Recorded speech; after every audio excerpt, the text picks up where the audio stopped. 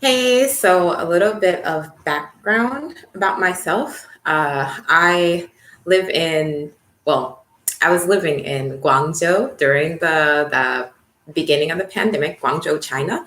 Yes, it's the city that's kind of near Hong Kong, very easy to get to, at least. And I ended up leaving to go for my vacation time.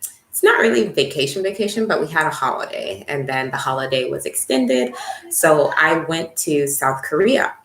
And so in South Korea, at that time, which was February, there were not really any cases, not really any people doing anything.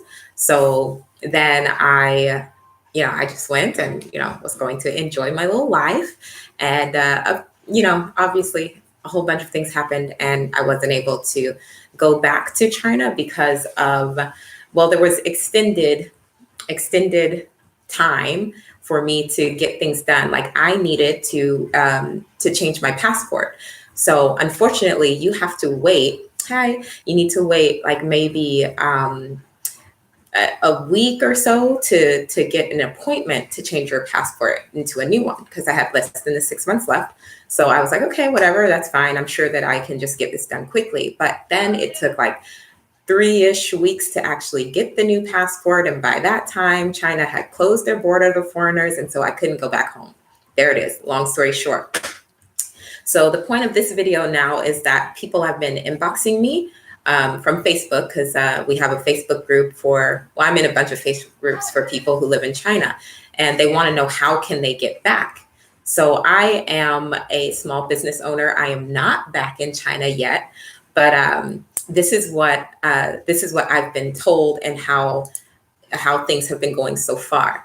So what people need to have is at first, if you're going to work or you're trying to get there for business, you're needing that invitation letter, like an official Chinese invitation letter. It's called a PU letter. And if you're saying it in Chinese, it's the Yao Qing Han. So that has to come from the company side though. So some people have been asking me, how do I get this letter? How do I get this letter? You as an employee don't get it. You don't apply for it. It's the company that needs to apply for it. So this is where some people are being, they're very blessed. They're very blessed because they're in a company that really needs them and they're getting their PU letter quickly so that after you get the PU letter, you can apply for a visa to return to China. Because to my knowledge, they're not rejecting visas. They're just handing out these PU letters in I want to say they're putting it on a scale, basically, who's important and who's not. So what I got, so I'm reading what I got in an email to tell me about how I can get my PU letter, okay? So at first it said to 简述企业情况, which is basically describe what your company is. So a lot of people are coming as teachers to China, right? Foreign people. And so if they're in like a large school, a very prestigious school, usually those people are going to get their PU letters easily because they will explain, this is our school, this is our business, we've been in business for this many years, and these are our teachers from before, or we need new teachers because we have this many students. And I do remember seeing that before, like if you had a whole lot of students, they would allow the schools to accept a certain number of teachers. So it's not like every single teacher was able to go back. They're only accepting a certain number. It has to line up with how important it is. It has to, they're taking into consideration most likely, how many schools are in this province. They're most likely thinking about, whether it's, what's the school like? Is it a kindergarten? Is it an elementary or whatever? And then if you're at a different company, say you're not a teacher in China, because there are different people who do things like 翻译, who do things like, that's translation or interpreting or import and export. Is your company really important? Is it big? Is it bringing in business? My company is small, so we just have to kind of hope that they're going to give us a chance. I've already tried a couple of times and they rejected me, but I'm going to try again and add some more explanation. So there's people who are coming back that need to meet a different requirement, which basically your position in the company. 申请人的情况到底是什么？你是申请人吗？ So you are the person who's going to be the 申请人. You're the person that they're applying for. Are you important? Are you really necessary to be in China for this school or this company? That's what the government wants to know, because they don't want just everybody coming back, because there's reports, that most of the cases now are coming from overseas. So they're trying to limit the amount of outside cases coming in. So basically, they need to know, are you healthy? Which country specifically are you coming from? They are looking at that. So I'm wondering if they're limiting the amount of American people from the UK, people from India. I've gotten requests from a lot of different people about having this issue. So that is something they're looking at. 姓名, 国籍, 护照. I mean, 姓名 is not very important. Your name, your nationality, your passport. Where are you coming from? How have you been in the past 14 days? Those are things that are going to impact you getting this PU letter. So after that, there's something that asks to 详情说明你到底为什么要来这里? So basically, why are you coming to the country now? Why are you coming to China right now? And the person that gave me this email, he told me specifically, 就算有工作许可，如果不是非常紧急的，也不一定获批。Now that means that even if you're coming with, a work visa and being able to work, you have your things, it doesn't necessarily mean they're going to let you in. He doesn't say why, but he does say, if it's not extremely important that you in particular are in this country with this company and working for them, then you're not necessarily going to get your PU letter and then be able to get your visa after that. So one thing that they said, it has to be something that's really important, because what they want to know is, why now of all times are you trying to come into China? So that's what I wanted to share with everyone, is that first, you do need that PU letter, and it's not something you get by yourself. It's something that your company should be applying for you. And I believe it takes between 4 to 6 weeks. That's what I've been hearing. I personally have been denied about 3 times, but a couple of other people I know, they were denied 3 times, and then their 4th time trying, their company was able to write a good enough letter, and then it passed, and they were able to get that PU letter. So the next thing I want to talk about is getting your visa, your actual visa. So you're going to need to take your PU letter. They're going to mail it to you. They have to give you the physical one, and they mail it to you. And after you get your whatever it is else that you need in particular. So if you're coming to work, you're going to need your background check. You're going to need your health check, like a regular health check, not the COVID one just yet. The regular health check, and your diploma, your degrees or transcripts, maybe depending on your job. And you need to get them notarized, that you need to get them what do they call it? Authenticated. So the authentication process.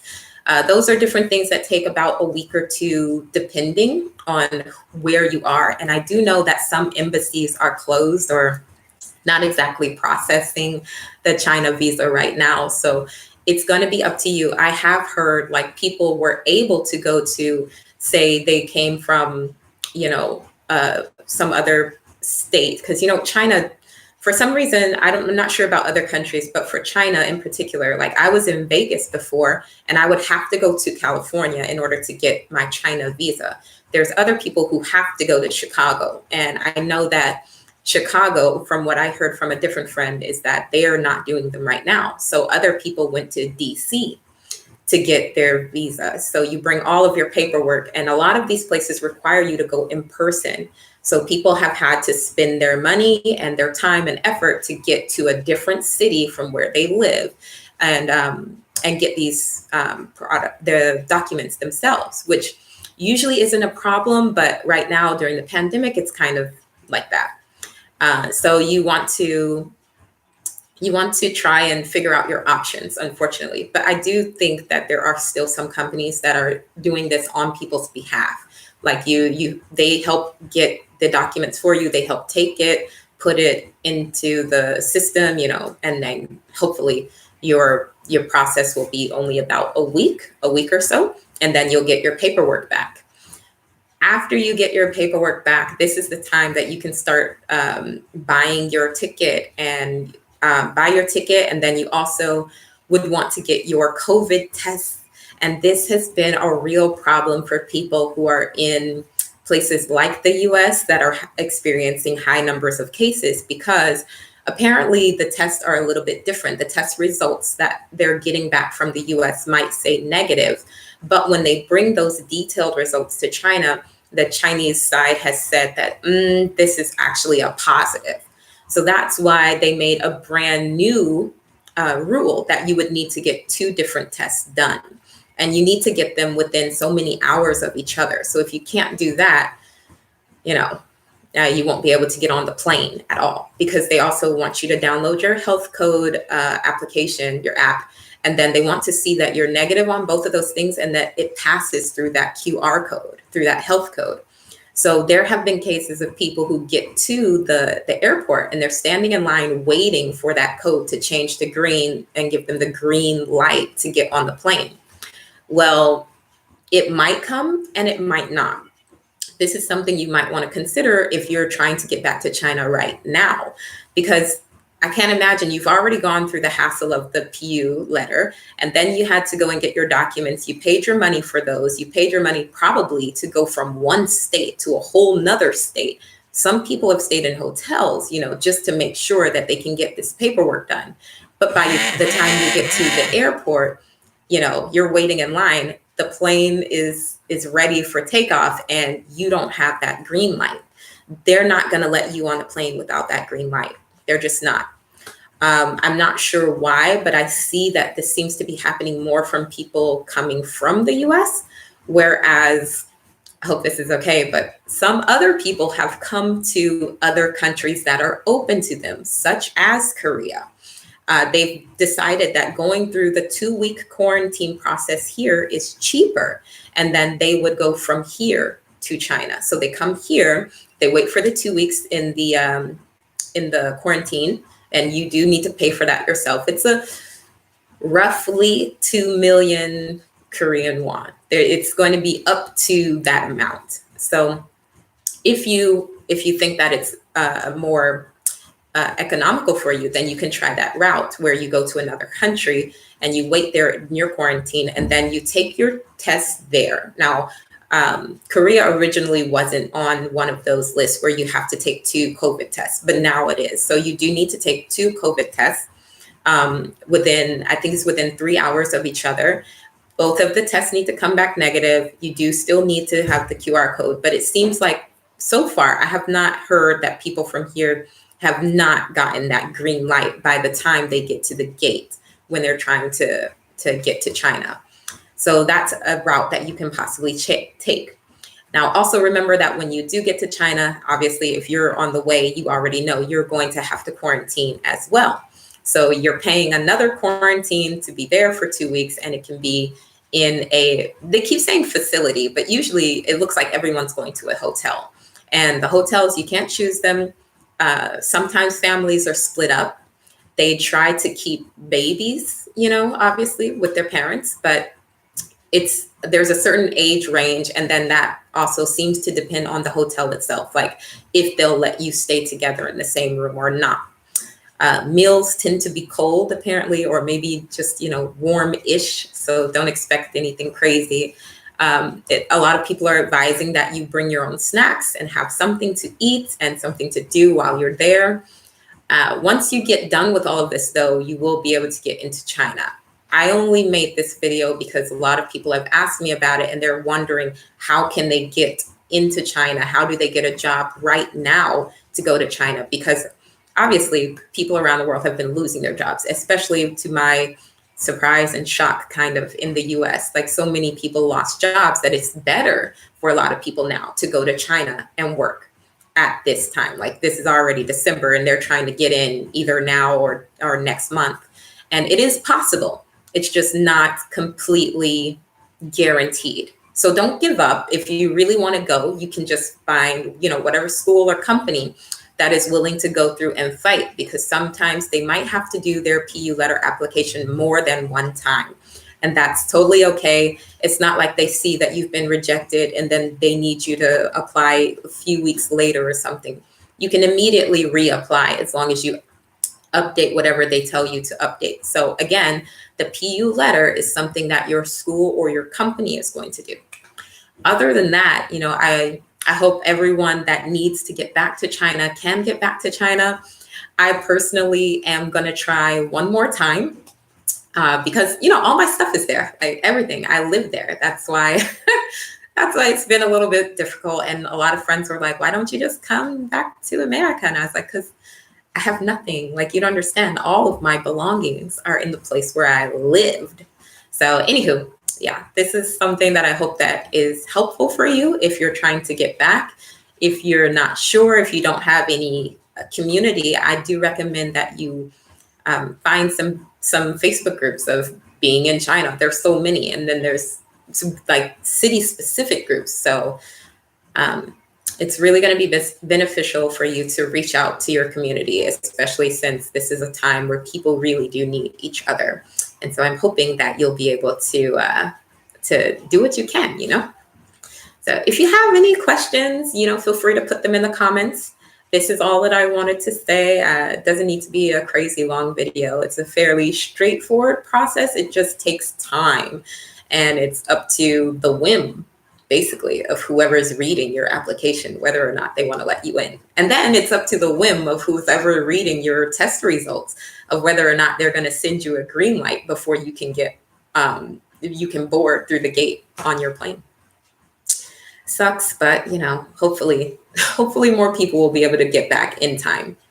All right. I will see you next time. 再见，大家，谢谢你看我的视频，拜拜。